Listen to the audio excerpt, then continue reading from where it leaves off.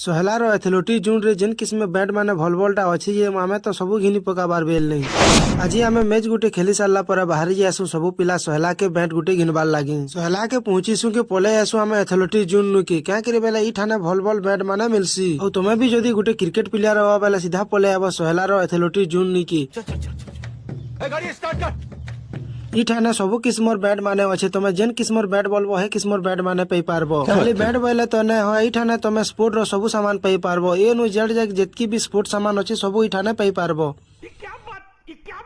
और केते लोग ने पचरउतलो जर्सी तमे केनु घिनलो बोली के जर्सी आमे ई एथलेटी जून नु ही नहीं तिलु। और भलबल बैट माने एतकी सस्ता इठाने मिलुतला जे हमर प्लेयर मान को काना समलाबो। इठाने एका मैच खेली नबार बेल नहीं देखु जो का जड़का गुटे बैट धरिचन और खिंगरे बसु छन जे। और ई बैट गुटे मते एतकी पसंद लागुतला जे तले तो घे भी ने थुथे। और बैट मानकर दाम एतकी सस्ता थिला जे हमर पिला माने तो घर के आबार के बिल्कुल मन न करुते सबू एका घिनी पकाबार बेल नहीं।